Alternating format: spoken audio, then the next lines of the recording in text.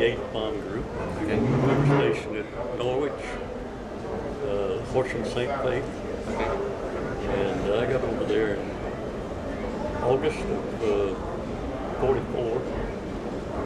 But when I was back in the States, I had become an instructor of the B-24s here in the state and had students, and after the Pulaski oil field raid, a bunch of those students, a bunch of the pilots, didn't want to fly anymore. They'd gone through such a terrible ordeal in that one raid where they lost close to a third of their planes in one raid. That was the highest loss ratio of any raid that was made during the war. Well, when they sent them back, they assigned a bunch of them to me to try to get them back to flying status. And I, at that time, was my type of flying that I'd been assigned to was emergency procedures. And I'd cut an engine on takeoff, get in the air and cut another engine, sometimes fly the traffic pattern, come back in on final approach, cut the third engine. But I knew the airplane so well, I knew just exactly what I could do with it. Well, I've had these boys that came back from the Pulaski oil field raid. I'd be going down the runway and I'd pull an engine.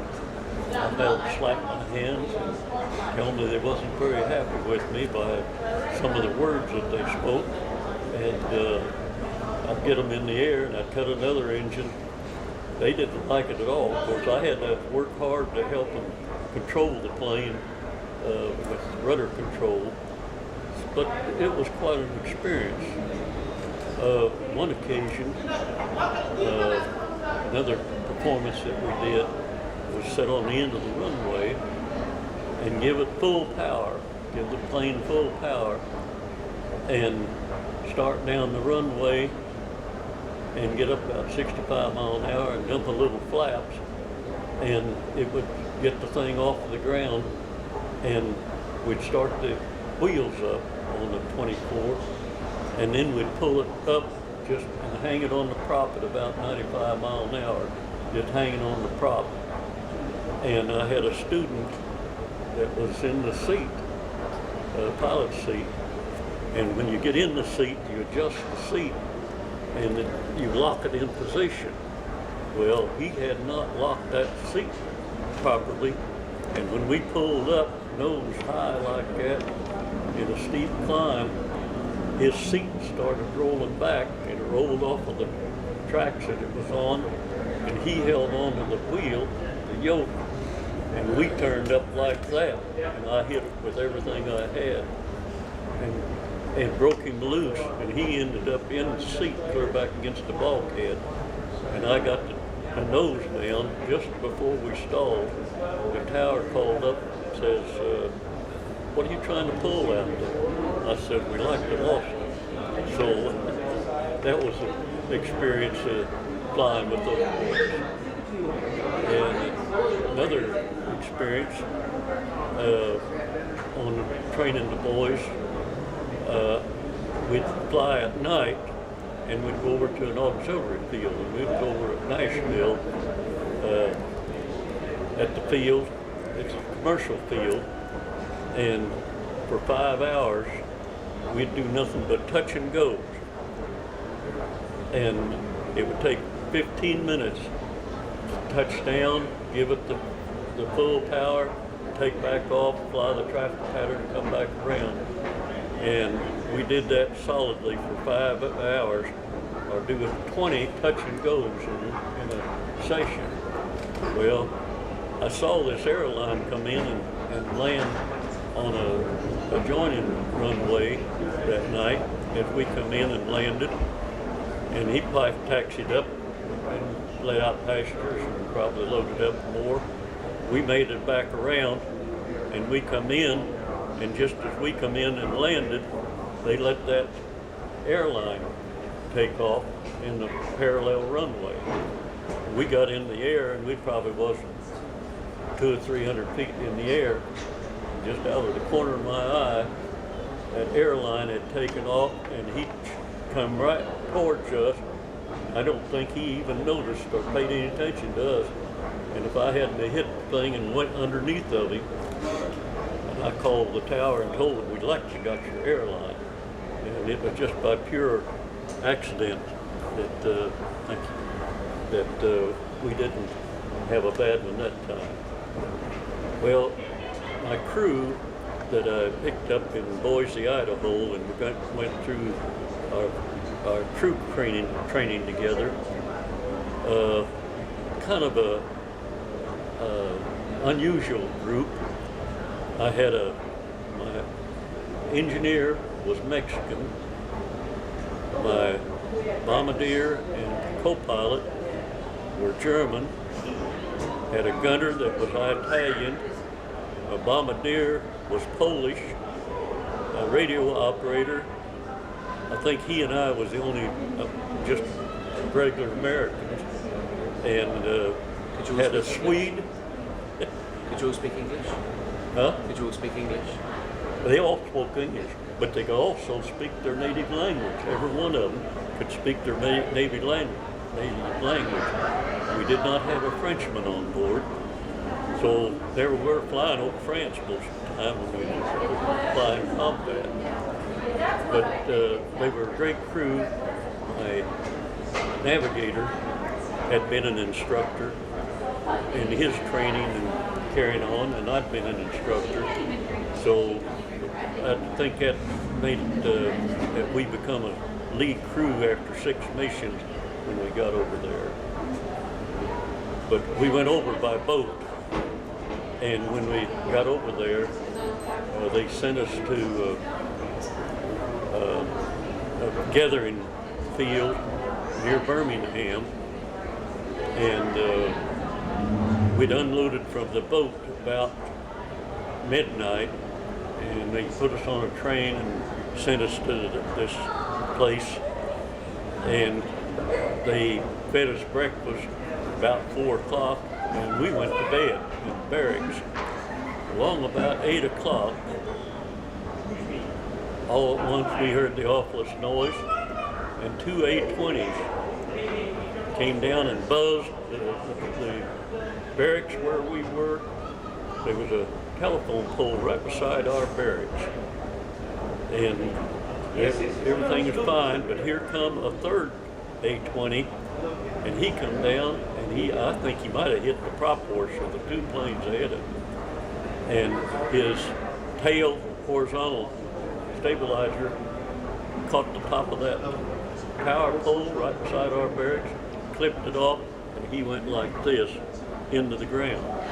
We found out that he had just finished his combat missions, and he'd come back to see his buddies and tell them goodbye because he was going back to the States.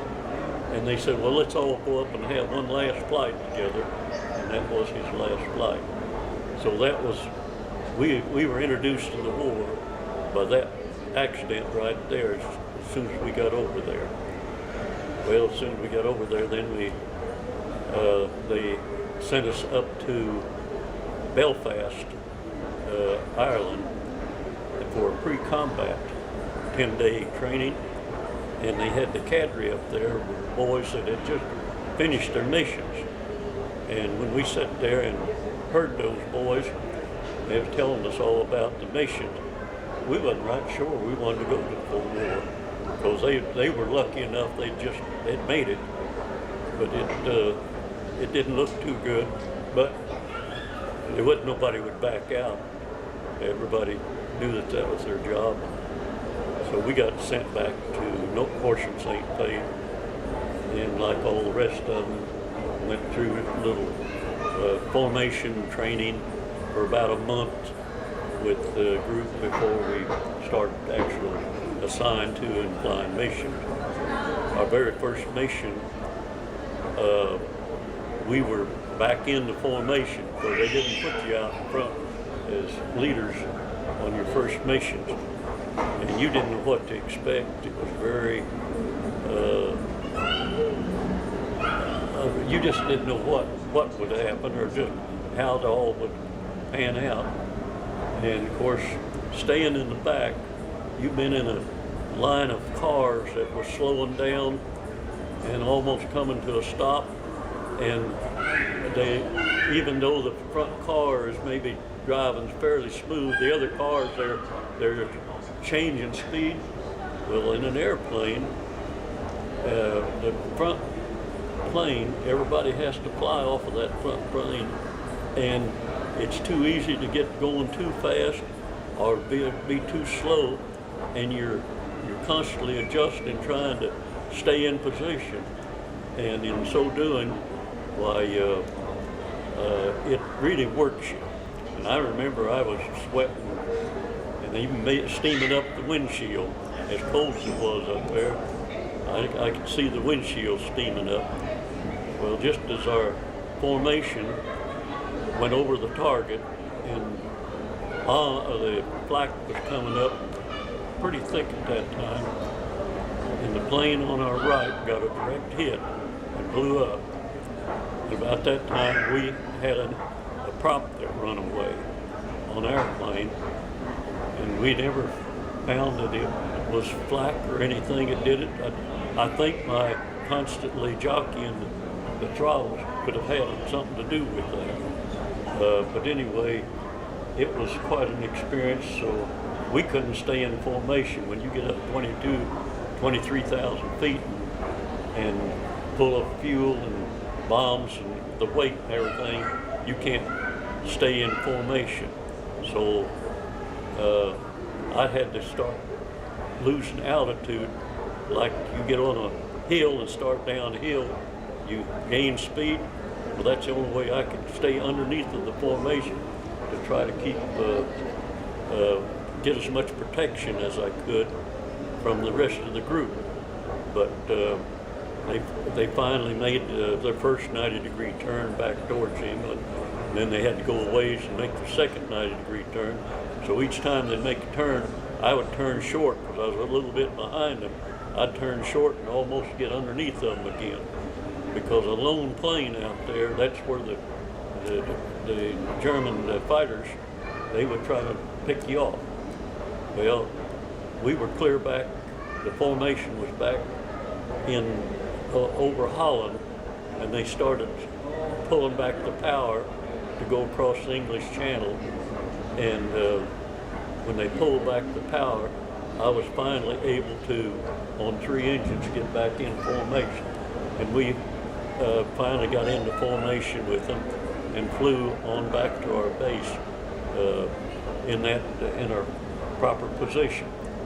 And you've probably seen pictures and so forth when a crew gets back and they've had a little experience like that. The boys got out, they kissed the ground, and how thankful they were. Well, we flew all of our missions.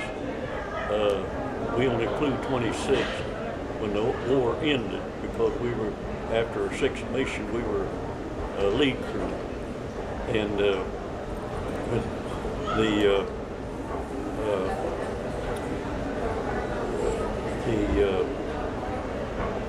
war, well, there's one mission that we went out after briefing. We got in the trucks and started out, and we heard the fire trucks running out towards the plane. We looked out there and we saw one plane, smoke coming out of it. Well, our driver in the truck took us around the perimeter there at Norwich, clear away from where that rebutment was, where the plane was. So our rebutment was the next one beyond it, but we were probably 300 yards from that rebutment.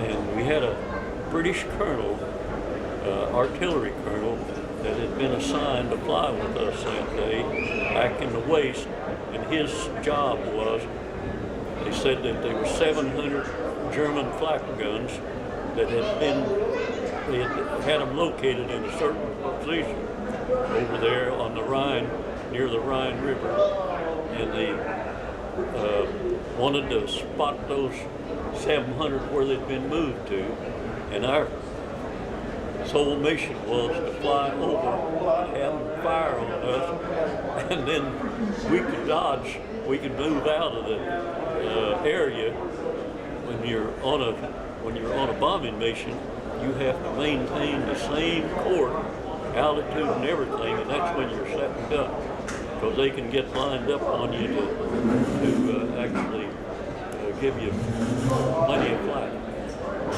Well, the British officer, he got back in the waist and he put a bunch of flak suits down on the floor, and he stood on those flak suits, but he could look out the window, and I didn't blame him for that. Because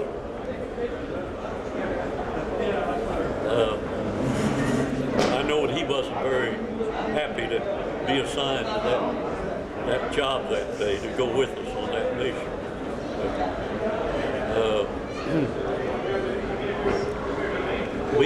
We did have some missions in which we were assigned, and that before they would get us up in the morning, they would scrub the mission, and you never knew when that was going to happen. Sometimes we'd get into the air and be part way on the mission, and they'd be gone over enemy territory and been shot at. But if we didn't drop our bombs, we didn't get credit for the mission. So we felt that was a little unfair sometimes, but that was the way they had it arranged. And we were on the mission on December the 24th, 1944, after the Ardennes breakthrough, and the Germans had drove within 3 miles of the Merce River on that last drive, and our IP was right at the head of that salient that they had driven into the American forces, Allied forces, and we flew down for 28 minutes against a 100-mile-an-hour headwind for 28 minutes, and we'd go with we zigzagged all the way down that corridor towards our target, because we'd fly for 30 seconds, and then we'd start a turn, fly for 30 seconds, start a turn, and every time we'd turn, wham, wham out here, and we'd be, by the time they would load their guns, 88 millimeter, see, they were getting radar fixes on our altitude, and time they would put that in the shell for the altitude that we were and the timing, and load the gun, fire it, and the time it reached us, we could turn before it got to our altitude. So we did that for 28 minutes, being fired at like that. That's the longest period that we had, we can remember being fired at. But that was when 2,000 heavy bombers were in the air on that one mission, over 2,000 B-17s and B-24. And that didn't include about 800 or 900 fighters. Now the fighters, when we first got over there, the fighters that were sent out protecting us were the P-47s. The P-47s with the jug, heavy, but they could only go about a third of the way into the target with us. They'd have to turn around and come back. Then they got P-38s, and we started being escorted by P-38s. And the P-38s could go a little bit further. But they wasn't a good match for the Messerschmitts and the Cockrells. Then they finally, after about our 15th mission, I guess it was, the P-51s got over there.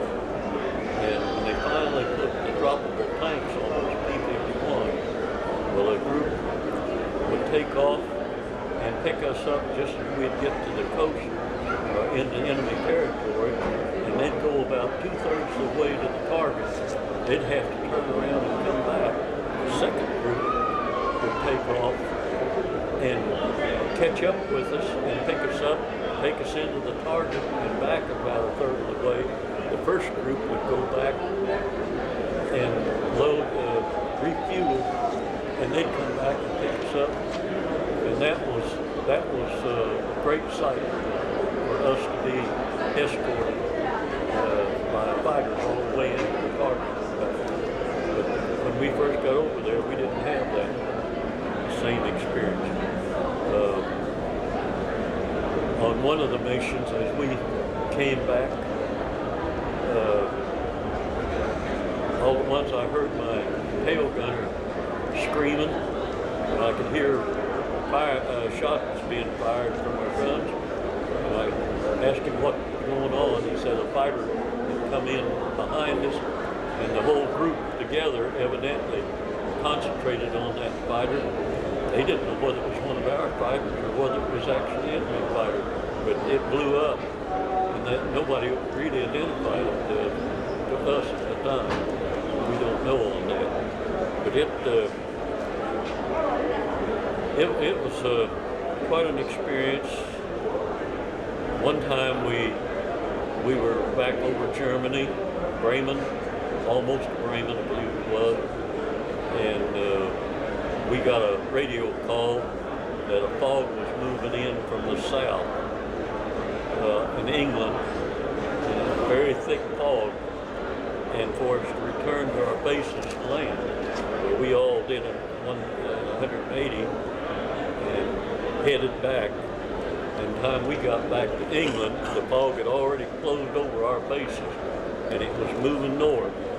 And we flew in order to find a field. We finally got to a field 3 miles from Scotland, an English field, and we landed. And the last planes likely didn't get on the ground, and there's quite a few planes. The fellows never wasn't able to find a field, and they had to bail out over England and let their planes crash because they couldn't get onto the ground because that fog was terrible. The worst fog that I encountered was there at Norwich, and you could stand as close as we are and could not even see the person. I didn't know fog could be that thick. And I saw them try to get cars and buses off the street, and they'd stand in front of the headlights.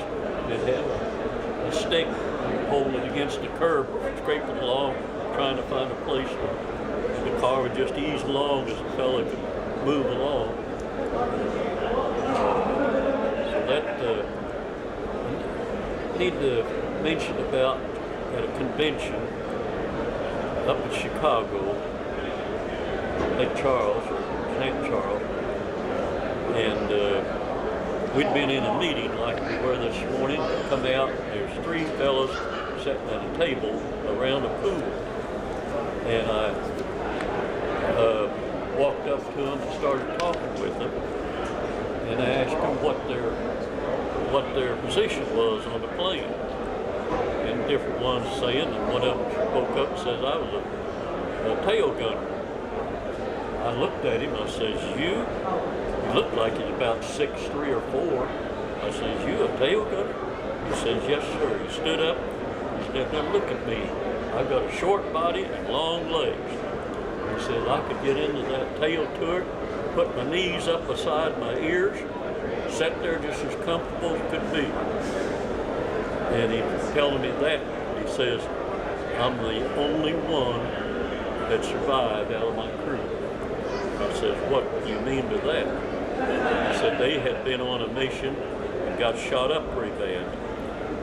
And said that he was sitting back in the tail turret, and the sun was shining in and there wasn't any activity. He says he went to sleep. The sun sitting there. He said he was just so comfortable after all that excitement. He said they come in, and the crew, the waist gunners, are supposed to get the tail gunner out of his position, and they're all supposed to take positions against the bulkhead for crash positions in case they crash.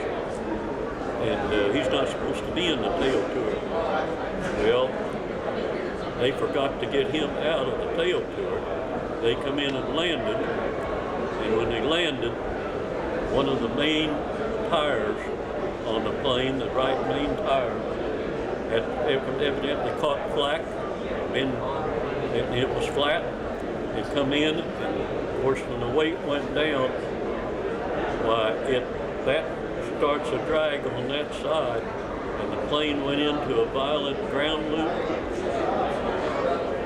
I don't know why the pilot didn't use all the power on that side to counteract that, but he evidently didn't. Went into violent ground loop, and when it did, that wing was low, and when it got sideways, going sideways, it finally, the other wheel evidently caught, and it went over, and that wing went down and hit, and it was so violent, it whipped the tail to the ball turret, broke off of the tail of the plane, and went down the runway and him in the ball turret. Well, that plane blew up, and not a one of them survived except him, and he was in the tail turret and practically unhurt. He says, I'm the only one of my crew members that survived. So these are some of the stories. Then another one is we were leading, and when we come back, it was always